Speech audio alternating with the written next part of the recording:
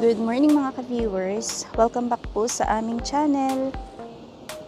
So yung mga ka-viewers, ganyan po yung paglinis nila ng snow dito sa daan. Dahil siguro matigas na yung snow, parang pinipino muna nila. Tapos siguro hahakutin yan. Kasi parang ayan, inipon nila muna dun sa gitna. At ilang beses na yan sila padaan-daan dyan siguro. Ayan o. Parang hinahawi nila.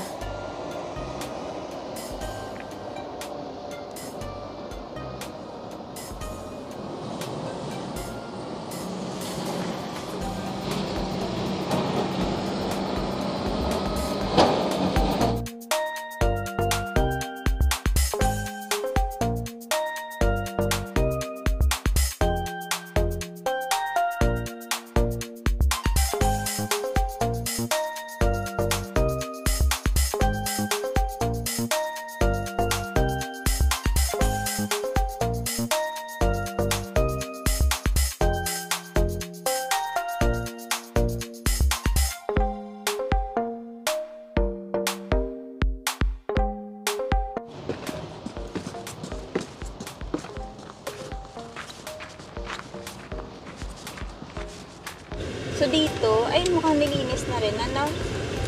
Nandun no? Yung mga... Ay, dito din. So ito. So ayan po. Lilinisin talaga pala nila. Masyado malapit. Ayan. So ayan, dito malinis na. Tinanggal talaga nila yung yelo, no?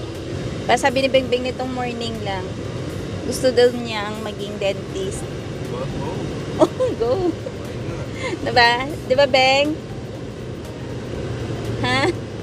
Nanap mo dyan. Uy, ayan. Oh. Ang galing, ayan oh.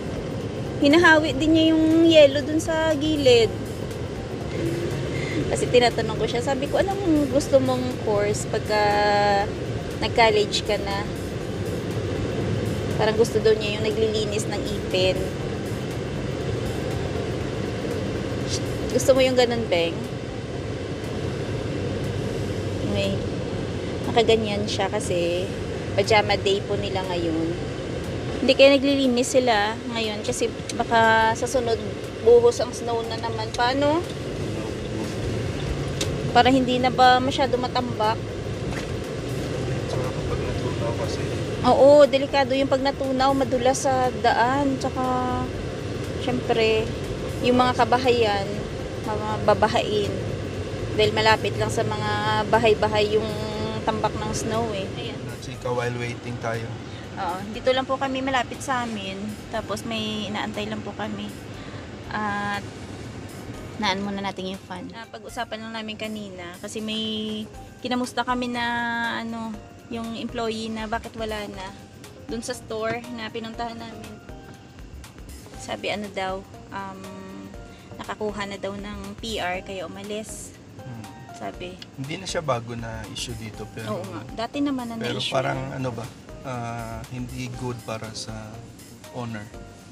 Oo, Alam mo kasi yun? Kasi yung pagkatapos mo makakuha ng bigyan. PR, sumibat na agad. Yun din yung sabi ng mga nakakausap namin na parang nadadala na daw yung mga employers dito na mag-sponsor or yung tulungan ba yung mga employees nila na magkaroon ng PR. Kasi parang nagamit lang sila. oh, parang Ano naman, hindi parang, naman totally nagamit siguro kasi kumbaga hindi, yun nga nag-serve kasi naman yung sila. term, yun yung term ng iba na parang ginagawa lang daw stepping stone yung maliliit na ano, ng mga cities, tapos gahanap ng employer na magbigay ng ano nga, ng papel para maka-PR sila, tapos pagkakuha ng permanent residency nila, ayan, umaalis na sila at bumabalik sila doon sa lugar na gusto talaga nila puntahan. Pero 'di ba dati na yun, no? Yun yung ganung issue. Oo, malaking ano na yan, dating issue na yan. Kaya nga lang, kung para sa akin Hindi ako aalis basta-basta kung okay naman yung sahod, Okay naman yung okay naman trabaho. yung trabaho. As long as hindi ka naman yung parang naaabuso ba bilang empleyado, no? Hindi naman kasi nakikita mo naman okay naman siya. Mm-mm. Kaya lang siguro baka mayroon siyang Plano. goal ba na ano. Kaya kailangan naman talaga natin kapag may goal tayo or may sarili tayong Plano. ambition or plano, kailangan natin gawin 'yun. Pero dapat ba itaon mo agad na pagka-PR mo, alis ka kaagad? Sa tingin mo? Kung Sana ikaw naman. personally. Kung ang para sa akin, kung kailangan, gagawin ko. Kasi sayang ang opportunity ba na sayang yung opportunity na dapat ngayon mo gawin, Bakit ipagpaliban mo pa. antay mo pa yung Oo. sunod na taon? Ang maganda Pero- dyan kasi, i-explain mo nang maganda din sa Employer. employer mo. Na, Pero yung parang, alam mo yun sa atin, parang utang na loob. Oo. Sa ganung part, Oo naman, paano andun mo na i-take yun na andun parang, na tayo. ano, Siyempre, andun na yung utang na loob. Pero yun nga, sabi ko nga, kailangan mo rin na i-grab yung oportunidad na ngayon ang gagawin. Ngayon, ngayon mo na gagawin, oo, ganon. ngayon mo na gagawin. Kasi kumbaga na-plan mo na eh. Kasi na-plan niya na. Plan niya na. Kasi baka mag-business daw siya. So yun yung rason. Malay mo, yun ang katulad sa akin, na work lang naman talaga. Kaya wala akong choice na, or wala akong balak Mm. na lumipat pa. Pero sa iba Or- kasi yung tingin, parang wala kang utang na loob. Na kahit man lang sana magstay ka ng mga at least 1 year or 2 years. Opinion na yan ng Iba. ng taong basta opinion na yan ng iba. Kumbaga, between you and the Employer. employer. Kung okay alam, naman. Oo, alam ng Sabagay. employer. Tsaka siguro naman yung tao na yun, matagal nang nag-stay din muna sa company before niya nakuha Oo yung PR naman. niya. Oo, nagstay na siya ng Mga ilang years. years, 2 years na or something like that.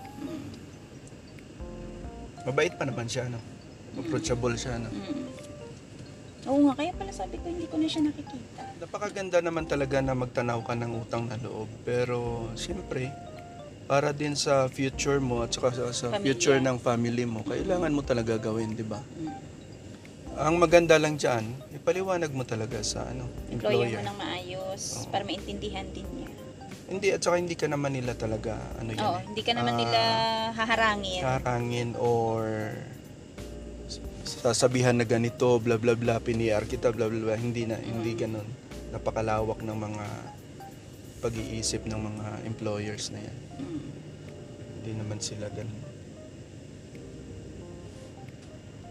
Yan lang, napag-usapan lang kasi Kahit nga sa inyo, 'di ba? May mga ganun din nangyari Oo, na pagkakuha ng PR, umaalis na rin. Pero sa tingin ko sa inyo naman, parang naman pa, considerable naman dahil mabigat yung trabaho. No? Kumbaga parang pag newly ka talaga, newly hired ka, mabigat talaga. Kaya yung iba hindi makatiis. sa hirap ng sa bigat kasi ng trabaho sa kanila, yung iba, yun nga, nakakuha ng permanent residency na nila at na rin, take chance na rin dun sa ibang company. So hindi mo rin naman talaga sila masisisi dahil mabigat nga naman yung work no? Dahil sila, mga nagpipik, tsaka yun, alam na alam ni Dadong kung gaano kabigat din yung mga binubuhat ng mga yun. So yan po, alis na muna kami kasi okay na po yung inaantay namin. So mga ilang ka nga pa, ilang taon ka din na nag-picker? Hindi, wala akong taon. Hindi ka umabot ng 1 taon? Ilang months lang. Ilang months ka lang na naging Mga picker? 8 months, tapos nakahanap ka din ng nakapag-apply ka sa ibang position. Apply ka. Seniority naman kasi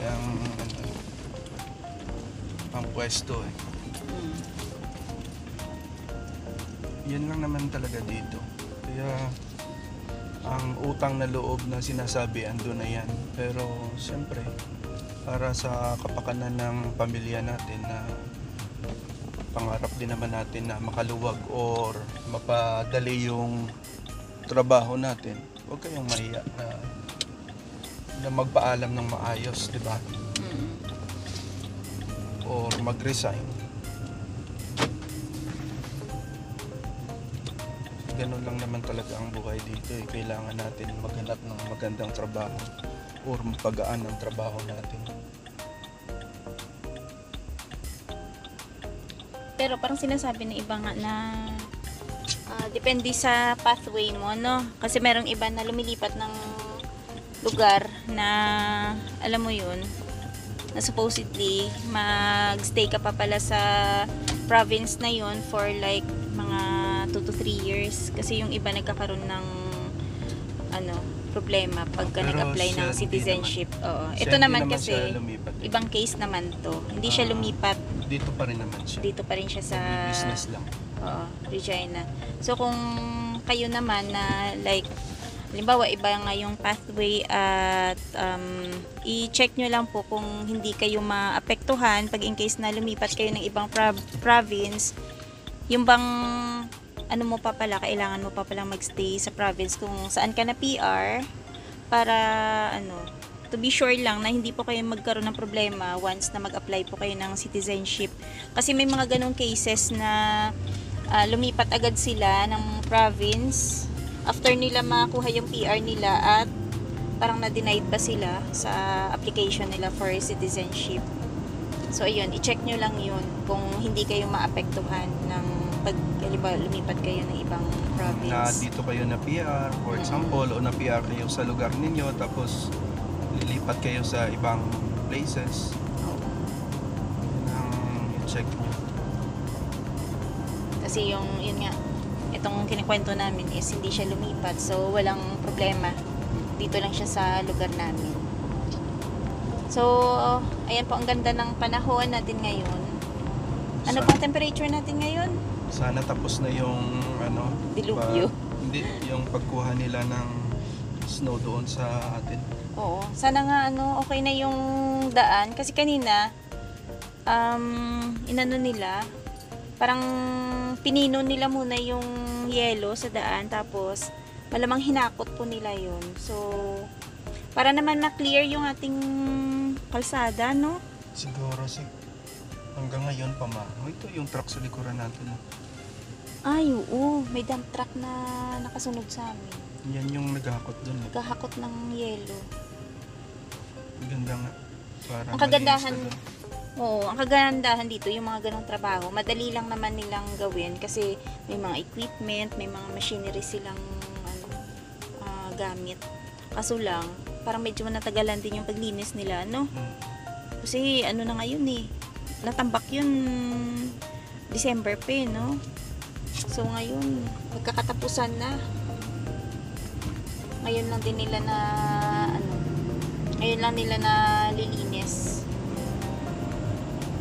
Sa bagay, hindi naman baka kasi nakaschedule yan pa, no?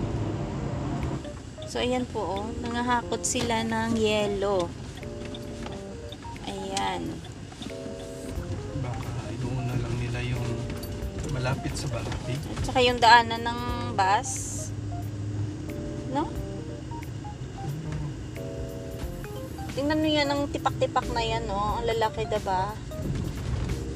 Pagka bumagsak yan sa baba, parang bato na to eh. So, ikot muna kami kasi doon po sa harap namin, hindi kami maka-park. Mukhang yung main road lang naman yung nililinis nila eh. Dinadaanan lang ng bus.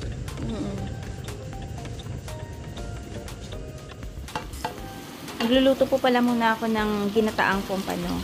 Pero mas maganda pag ipapaksiw muna siya. Naglagay din po pala ako ng konting hipon. Pwede na. Lagay na natin yung gata.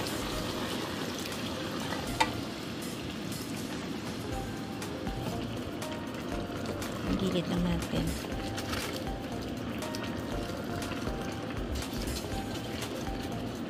Masarap din tong mustasa pagka ginatan niya. Ayan. Okay, gilid lang. Ayan o. Parang ginatang mustasa ang nangyari. Ayan. Siyempre, lagay natin yung ating sili. Takpan muna natin.